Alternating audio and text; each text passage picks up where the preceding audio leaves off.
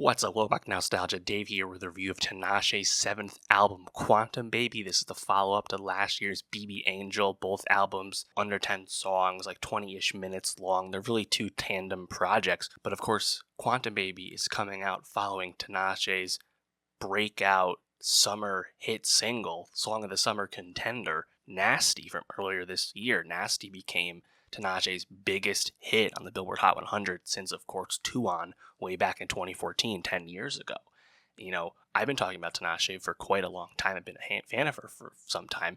I mean, at this point, she has been making mainstream music and music intended for a big audience in a long time. She's been independent for, 5 years? The RCA deal is long gone. There's been many albums since then. I think it's really awesome that Tinashe was able to find success and hit that TikTok lottery with Nasty, which is both, I think, a great song, a great catchy song in terms of its TikTok appeal, but also has really awesome verses. I think it's both good and catchy. It's really deserved that Tinashe finally got that bit of good luck and get all that free promo and find more of an audience, because I think she really deserves it, because she's been making great music for quite some time.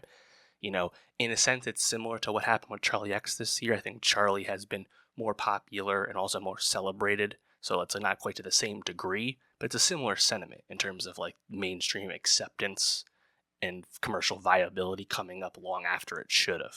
Tinashe just bluntly has been underappreciated for so long. Now, in terms of where Tinashe is at musically right now, I think between BB Angel and Quantum Angel, this angle of alternative R&B she's up to right now, I think it's good, it's interesting, it's pretty broad, and intentionally not mainstream at all. I did find her previous era a bit more appealing sonically, like Songs for You, 333. I was a bit more into that, but I still really appreciate what she's up to and continuing with Quantum Baby. Nasty, of course, is more than just the catchiness of the TikTok. Her singing, her harmonizing, her range on that song, on the verses, is excellent. And I think Quantum Baby also has another song with excellent hit potential preceding it, which would be No Broke Boys. This is kind of the same mold as Nasty in the sense that it's a banger, it's catchy as hell, has a great chorus and that viral potential in terms of a sing-along nature this time around, but also really great verses that really make the song feel full and complete. I think a song like No Broke Boys is a great example of why Tinashe has been underappreciated, because that's a song that's doing multiple things successfully at the same time. She just deserved more attention for this for a long time. Going through the rest of the songs here, again, it's a short album, 8 songs, 22 minutes specifically, no simulation. Track 1, I like the self-harmony on that. I think the verse delivery itself is very catchy from Tinashe. She's pretty capable, pretty versatile in terms of her flows, her singing, her cadence, her patter. She kind of does a lot. Track 2, I think, is a big highlight, Getting No Sleep. Nice drums, almost like a K-Tronada vibe with the production.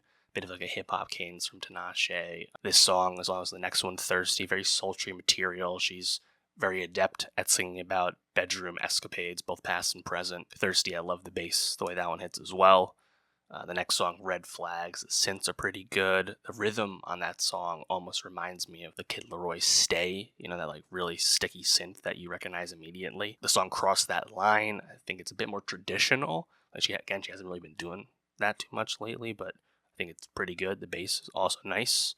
And then also When I Get You Alone, really fun chorus, and yet the words from Tinashe, the singing a bit softer than some of the other songs, but the bass is very consistent, and then the outro, yet this really nice switch up. Overall, I like Quantum Baby more than BB Angel for sure. BB Angel did have some songs I liked, such as Needs and None of My Business, but I think Quantum Baby, I think the flow, the concept is a bit more clear this time around, and at least at one point she'd been talking about this being a trio of albums, so there's at least one more to come.